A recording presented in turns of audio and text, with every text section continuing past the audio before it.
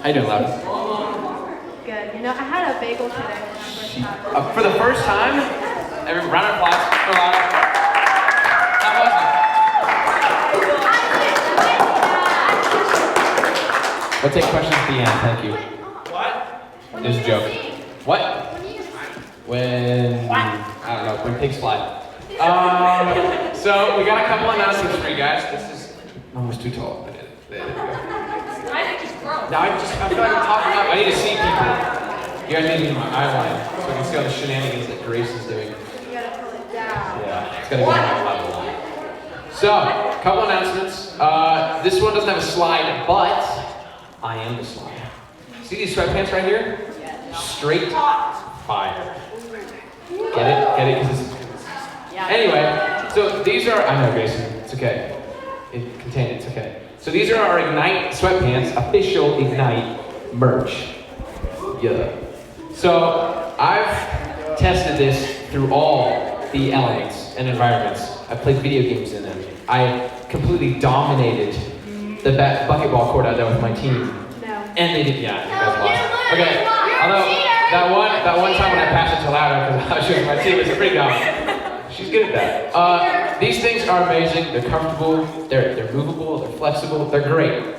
Get some. They're amazing. These are mediums, and they're rolled once. And I'm 5'9", officially 5'9". I measured my height today. Finally got there. Took me like 4 years. Anyway, so Ignite sweats. Boom. Next announcement. Give us a review. Sorry, Mom. Don't do that. You're up. Okay. So, if you want to help people this season. Yes. Great. You can help by building boxes. Well, not the actual boxes, but like the food that goes into the boxes. Yes. We build the food that goes in the boxes. Put the food in the boxes that we did not build. Do you want to donate boxes? I'm gonna donate. Are you sure? Good. So you guys remember the Thanksgiving box event we've done every year, where you come and there's a bunch of food that the church people donate. So if you have food, that was the first event that Hua was ever at with our church. PSA. Our family has learned an event for 3 years today. Isn't that kind of cool? Feels like it was ages ago. And just getting older. Anyway, so if you guys want to help with that, like Lauda said, there's all the information. We get to build food and the boxes. We just get to build everything. It's like a Lego night, but for food. It's really cool. You guys should come. It's really awesome to be part of blessing the community. Next announcement. It's a life skill. Do it. Oh yeah.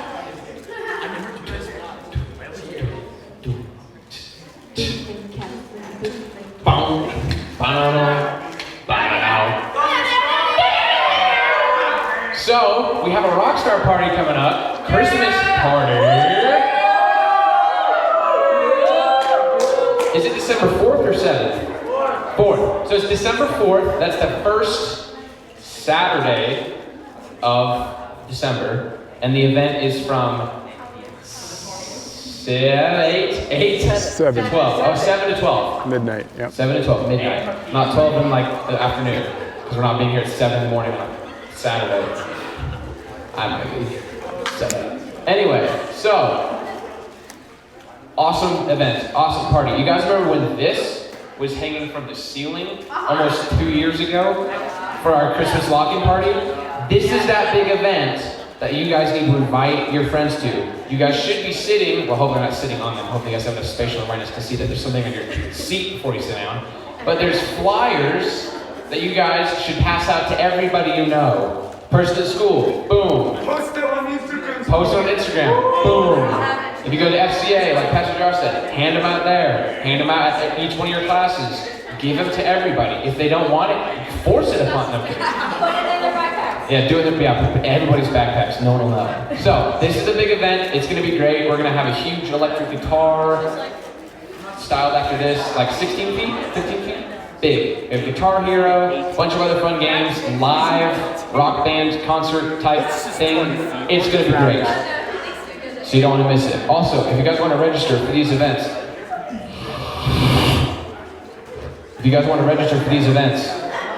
hey.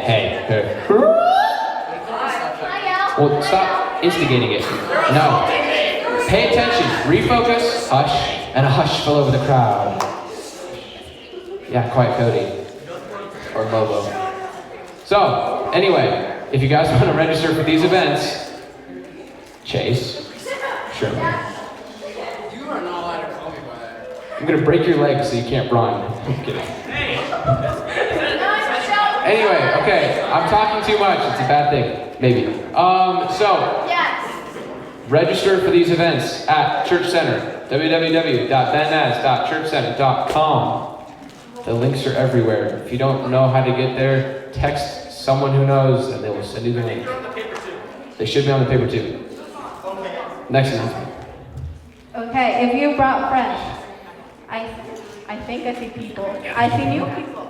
There's new people. Okay. No, not you, Aaron. Okay, if you brought friends and you're in high school, you get a choice between a Monster energy drink. Monster, Rockstar, energy drink in general. Yes. Who cares? You're gonna be high. There is nothing extra that we put into the energy drinks. They are normal energy drinks. There is nothing. We're a church. No, like who was it? High on Jesus. Because we only promote Jesus. But if you're in junior high, you'll get a candy bar only. Okay? Boom. There we go. We are done now. And now, introducing the wonderful, the amazing, the handsome. Crowd, come on, get loud, get loud. The superb.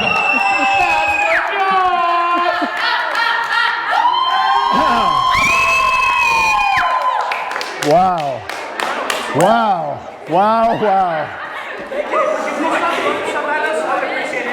That announcement time was like new level, new level. Hey, how about having Hua lead worship for us? It's been a while, so oh, so good to have you back, Hua. We love you, we love you.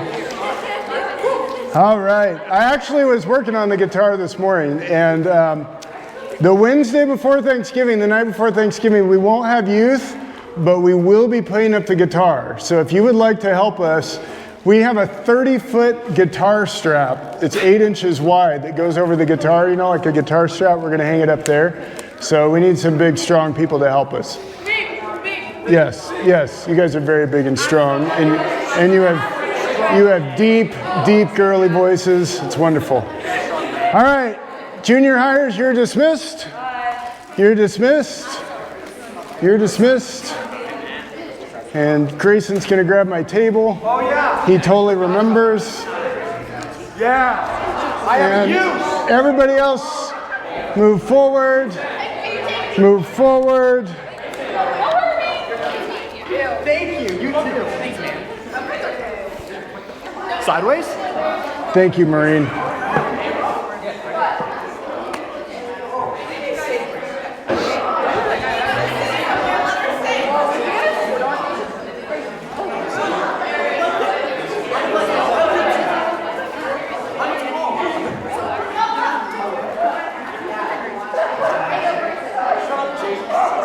All right.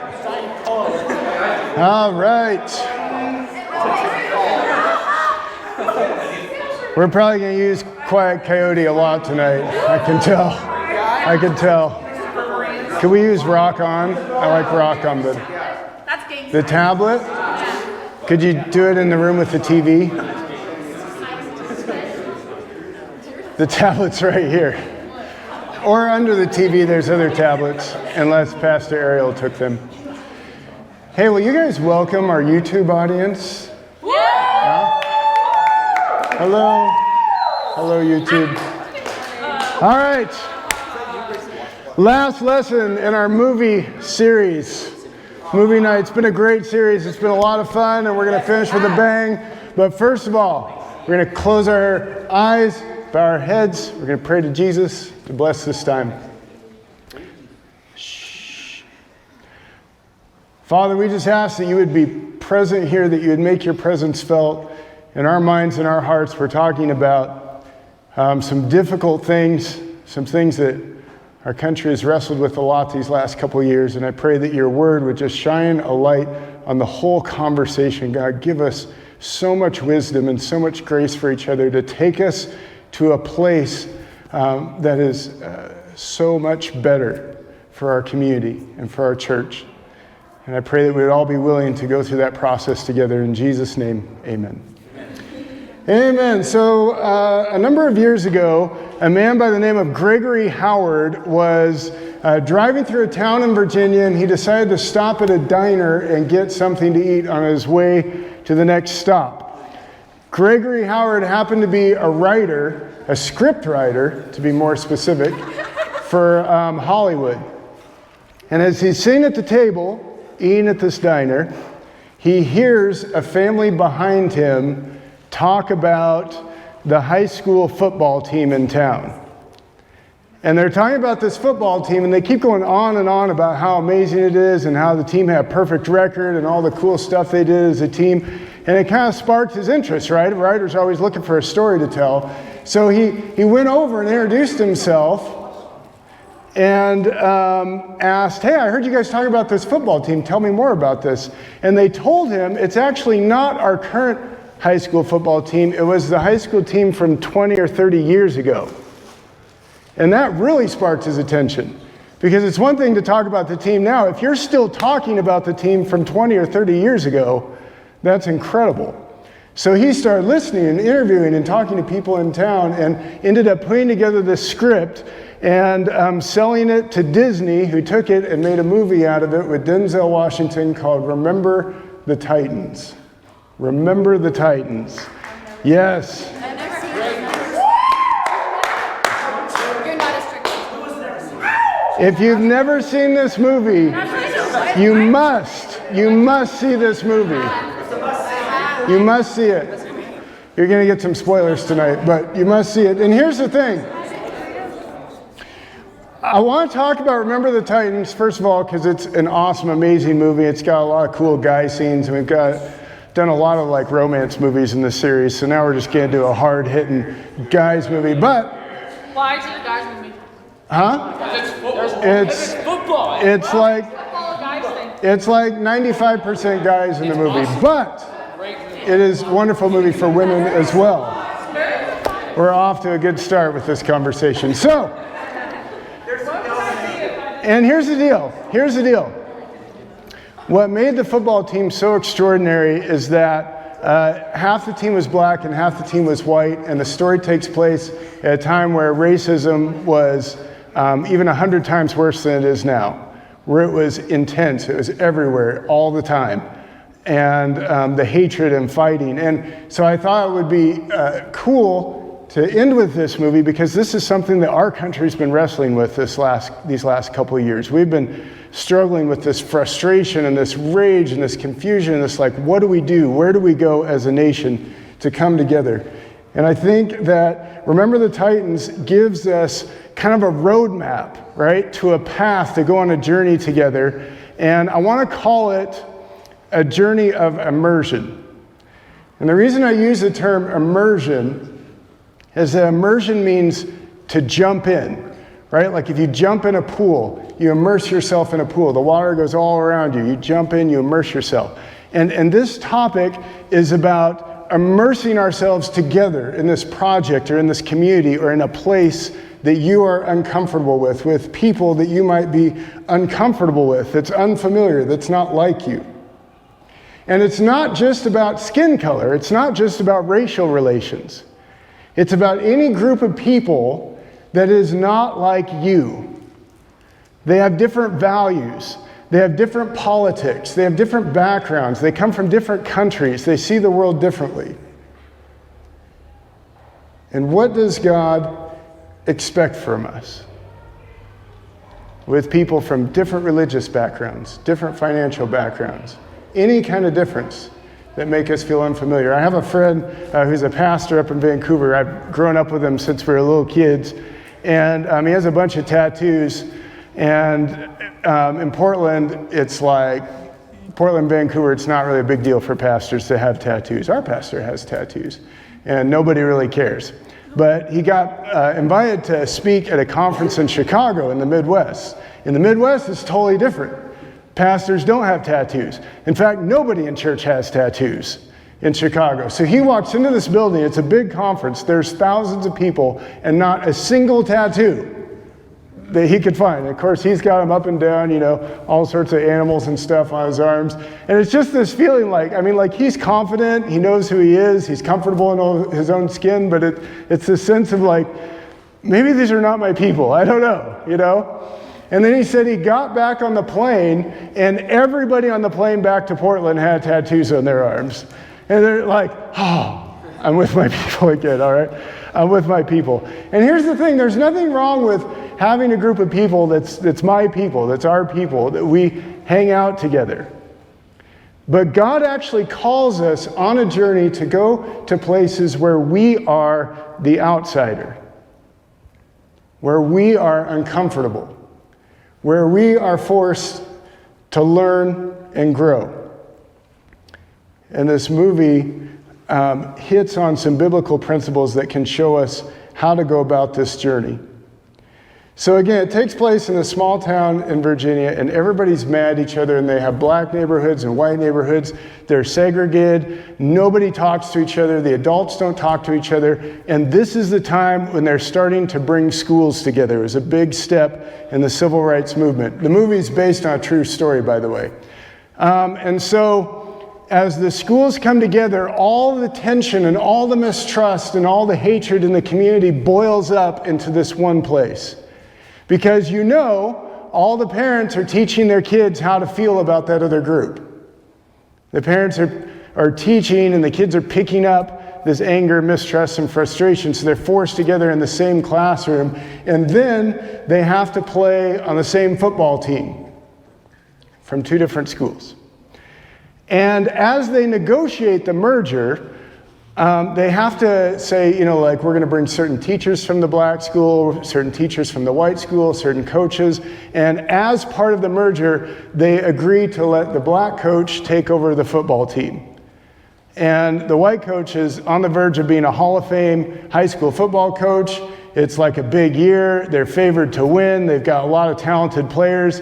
And so they're thrown into this situation where the white coach has to be the sidekick, the black coach is the head coach, and nobody trusts each other, and everybody's mad at each other, and they're trying to vie for position. And so that is the context for the first clip I want to show you. This is the beginning of the team coming together, getting on the bus. Just getting on the bus. And let's see what happens.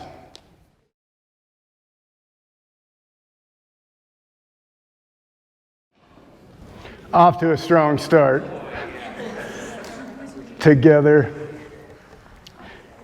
So before we can go on this journey of immersion together, we need to just take a minute to talk about the problem. What makes it so difficult? What is racism and prejudice, and where does it come from? So my favorite definition of racism is something that comes from Martin Luther King Jr. in a letter that he wrote, and it says this. Go ahead and put that slide up. Racism is judging someone by the color of their skin instead of the strength of their character. So you're making assumptions about what kind of person they are based on the color of their skin, right off the bat. Now there's actually a reason why this happens all the time and why it's so common. And let me explain how our brains work with this. So there's about 7 billion people on this planet, right? So just take a minute and think about 7 billion people, like all their individual problems, all their cultures, all their memories, all their art, all their history, everything about that. And really quickly, your brain gets super overwhelmed. Some of you try to think of 2 people or yourself and you get overwhelmed. 7 billion people.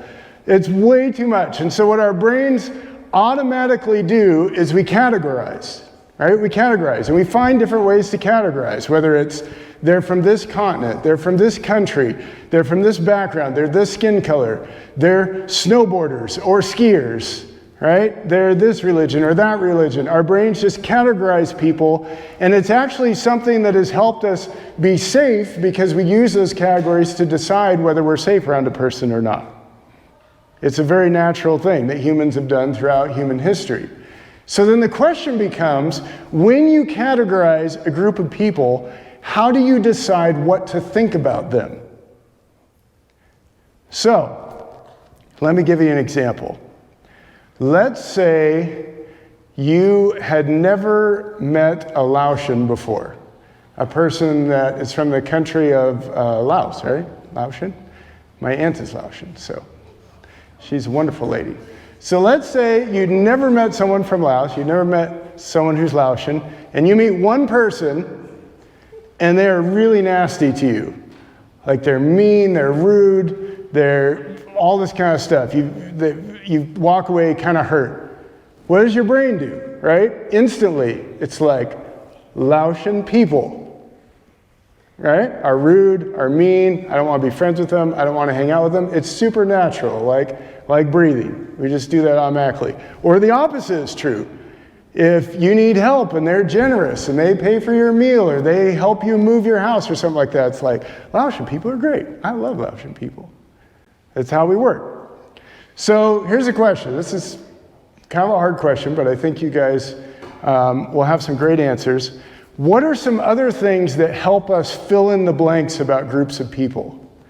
What are some ways we fill in those blanks? Yeah. What do you mean by that? Like sometimes they're like grouped by like IQ or like how smart people are. Yep. Yep. So how do we find out how smart they are? We can take tests or just talking to them. Okay, so let's say research. You guys have all heard research studies, right? Like, the black community this, or studies show that the white community votes like this, or studies show or test taking or things like that. Yeah, so that can help fill in the blanks. What else? Yeah. Like what the media says about them, or Yes. the narrative.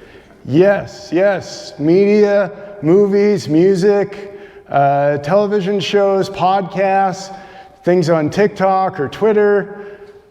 It's really important to pay attention to this stuff because people are filling in the blanks for you all the time, whether you realize it or not. Yeah, what else? History, yeah. You're learning about history. Isn't history amazing because you learn it and you learn all these things that are totally unexpected about certain people and certain places and certain... It's totally unbiased too. I'm not sure what you mean by that. Like the way it's very deep. Well, sometimes. Sometimes. What else? How do we fill in the blanks? I already talked about experiences. The experiences we have with people help us fill in the blanks. Your parents help you fill in the blanks, the way they talk. And they may not even realize it. Like, your parents might make a comment or make a joke or something like that, and as a kid, it kind of teaches you how to think about certain groups. What else? Yeah. More than just like parents or like mentors and people that influence you. Yeah. Friends, peers, mentors, teachers, coaches. They're constantly filling in the blanks.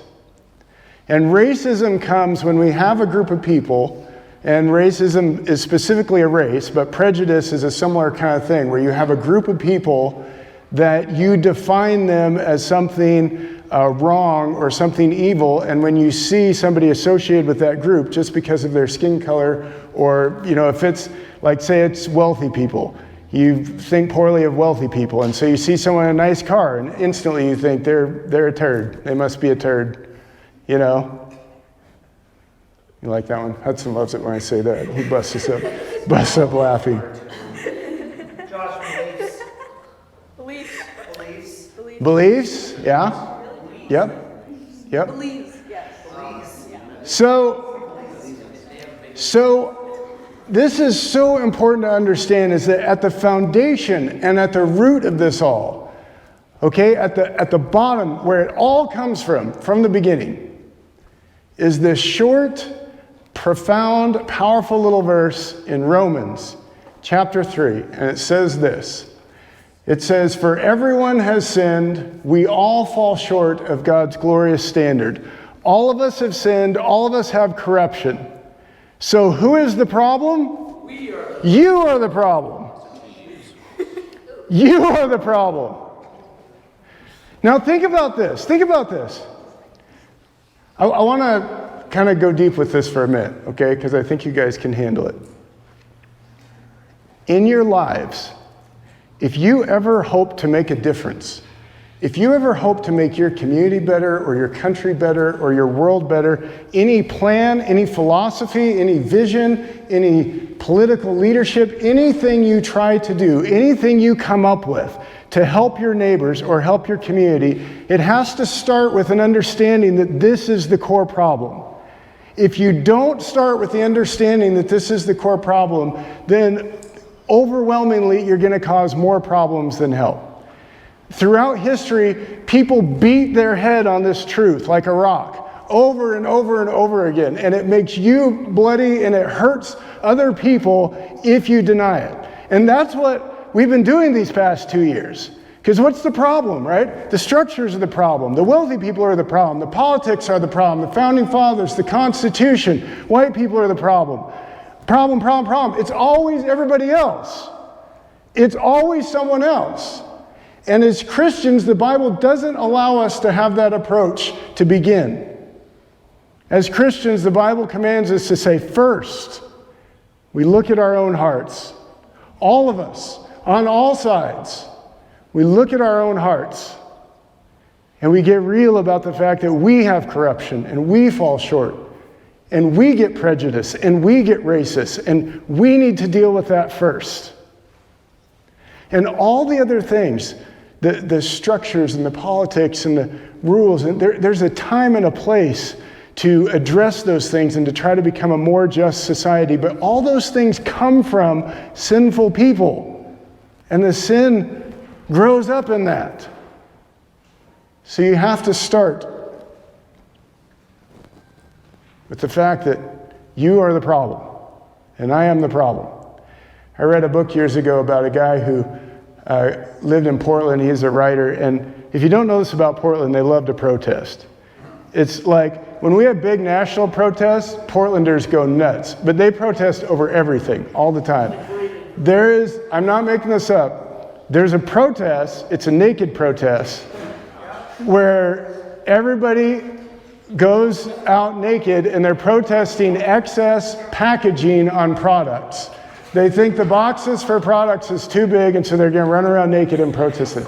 I'm not making this up. I'm totally serious. And there's this writer, listen up guys, there's this writer that's writing this book and he's thinking about these problems in this community that likes to protest, and he just comes to terms with like the things that he struggles with and his shortcomings and his evil, and he says, I want to go out and like hold this sign up with an arrow pointing down that says, I'm the problem, I'm the problem, I'm the problem. Naked. Psalms 139 says this. This is David's approach. Search me, O God, know my heart. Test me and know my anxious thoughts. Point out anything in me that offends you, and lead me along a path of everlasting life. Let's show that next slide. The journey of immersion starts by searching my heart and confronting my community. So it starts with your heart, and then it moves to your community. And you know why it's so important to confront your community? Because you have so much more power in your community. Your voice is stronger, you have more control. People will listen to you in your community. What's up, man? Listen up. Don't be distracted by that wonderful man walking in. Whew. Right into the bathroom. Listen, guys. It starts with your heart in your community. And again, it's the easiest thing in the world to blame the other group, to blame the other side, to blame the other party.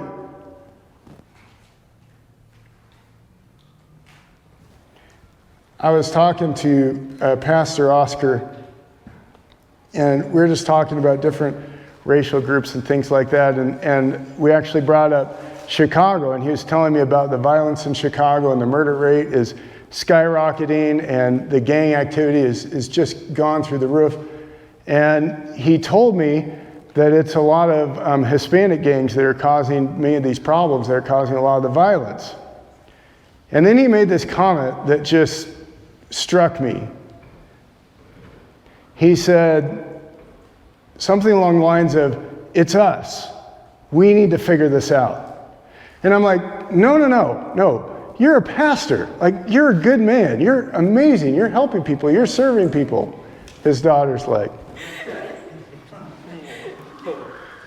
And he's like, no. I'm Hispanic. So it's my problem too. In the Hispanic community, when they have a problem, it's my problem too, because I'm Hispanic. That was so profound to me. I remember when September 11th happened and the Twin Towers fell, and we had this vigil at our church, and there's candle lighting, and people were coming in and praying all day. And my dad and I were there at like 11 o'clock at night. We were some of the last people there, and we're before the altar, and everyone's just grieving and broken over this whole thing. And I'll never forget, my dad prayed, God, I'm sorry for my sin. And I'm like, no. It's the terrorists. It's the terrorists, right? It's Osama bin Laden. It's them. No, it starts with me, my community.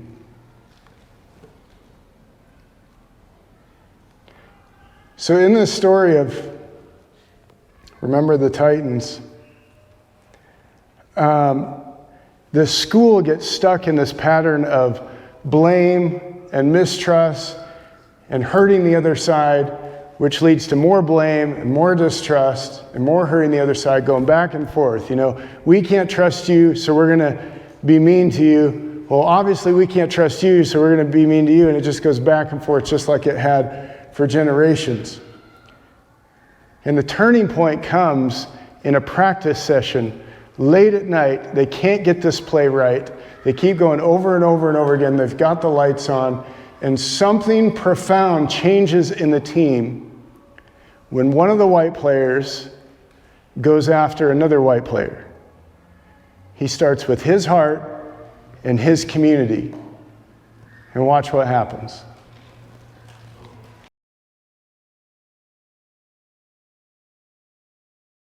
They're strange creatures, aren't we? Yes, amazing. So it's this moment where he calls out another white player, calls him to account, and actually later in the movie, that guy Ray, who continues to do that, continues to be lazy and let defenders through, the guy that calls him out actually has him kicked off the team. Because he's like, this is what we're doing. We're together in this. We're doing this immersion thing.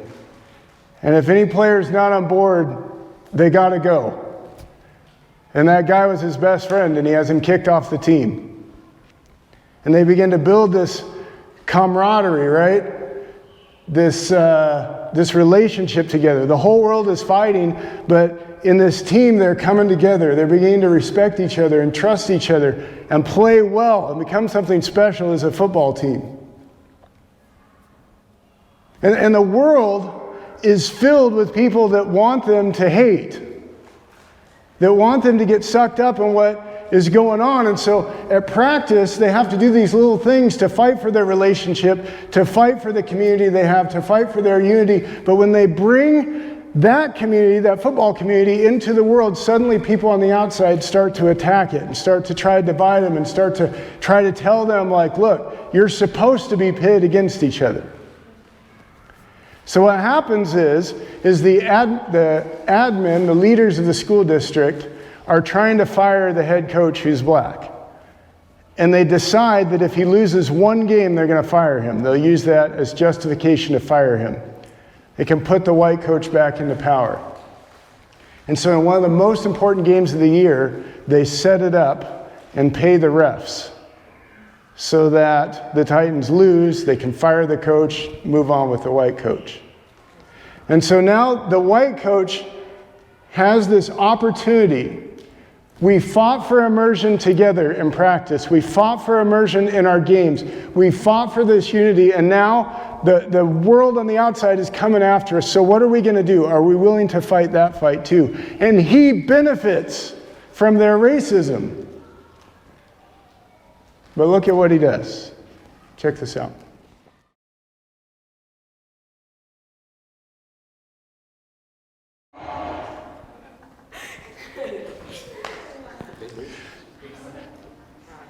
The journey of immersion starts with searching my heart and confronting my community.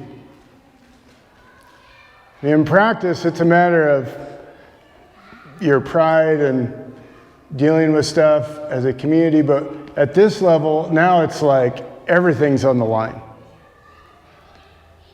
And you have to ask yourself, is it worth it? You know, is it worth it? It's hard work to search our hearts. It's hard work to go after the things that are inside of us, the habits. It's hard work to talk to people like us, find common ground, get to a place where we can come together, where people have grace for other groups and are accepting. Is it worth it? Is it worth taking the heat when you're attacked for it? So this is the part in the movie where things get really interesting, because not only have they begun to come together, but now they have this shared mission, this shared purpose, and this shared vision that they're working towards. And they start to realize that they're much stronger together than they used to be. And it sounds really cliche. You hear stuff like that a lot, but it's absolutely true that they are so much stronger together. Check out this scene from after one of their practices.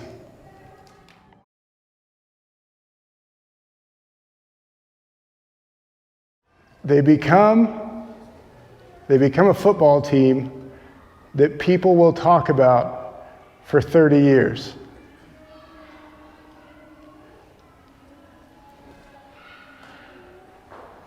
They had a perfect record. They got to the championship game. And here's what happens. They don't just tolerate each other. They don't just learn to respect each other. They don't just, coexist. They discover in people across the aisle, brothers, people they can trust, people who will have their backs, people they can cry with, people they want to do life with. So before the championship game, this kind of all comes to fruition. They're celebrating, the town is excited, and a tragedy happens. And it's a tragedy, and it's awful, and it's heart-wrenching, but it highlights what they've become as a community. And it's a beautiful thing. Let's watch this last clip, and then we'll close.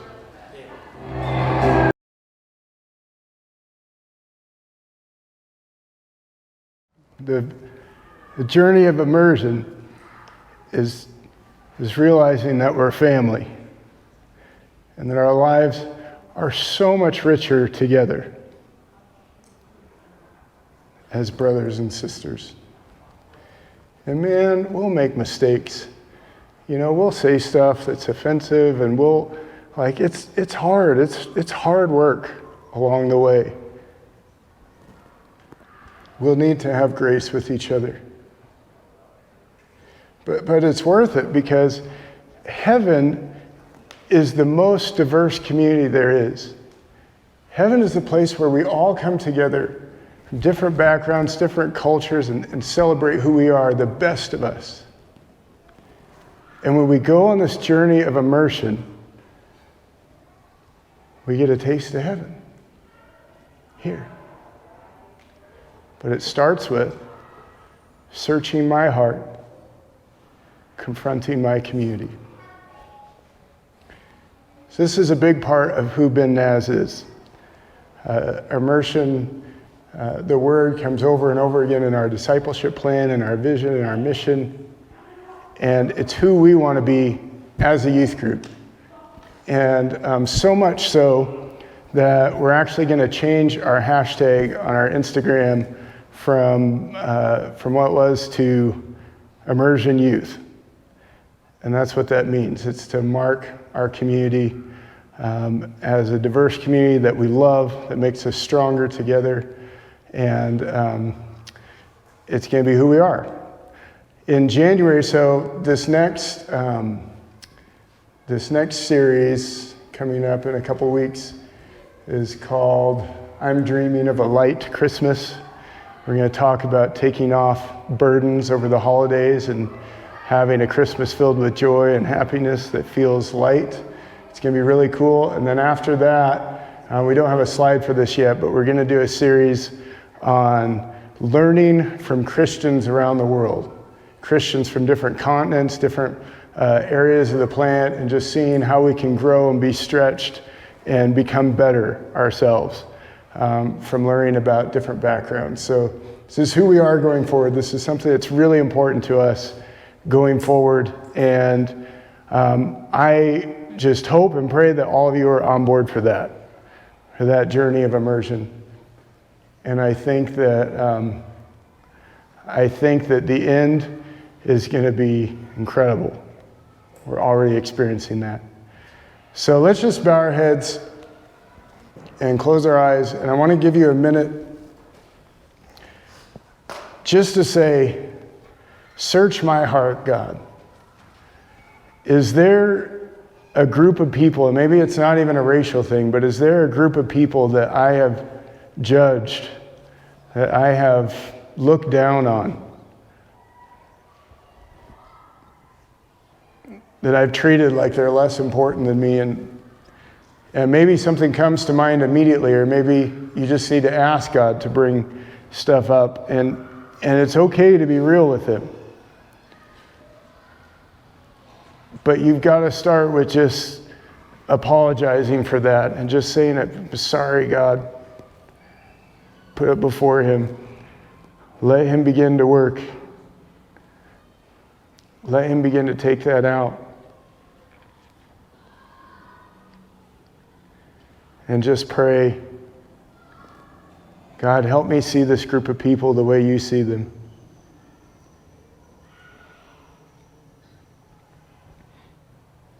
And give me wisdom to know what to do to love them and help my community love them better.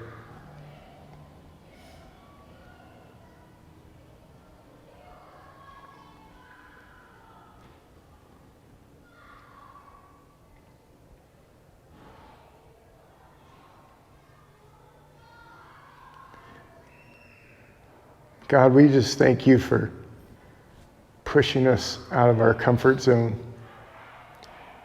And we thank you for the way you stretch us and grow us and put extraordinary people in our lives, God. And I pray that you would just deal with us, deal with our hearts, so that we have the humility and the grace to just be open to relationships and friendships and partnerships, and to go places where we're the outcast and where we feel uncomfortable, to learn and grow and be stretched and find parts of our family that we never knew. God, I pray that you would bring our hearts together, that you would make us trustworthy and help us to trust others, so that your church would be just an incredible community of unity and diversity and people immersing in the process in a place where the world is yelling and screaming and fighting and burning stuff down, God.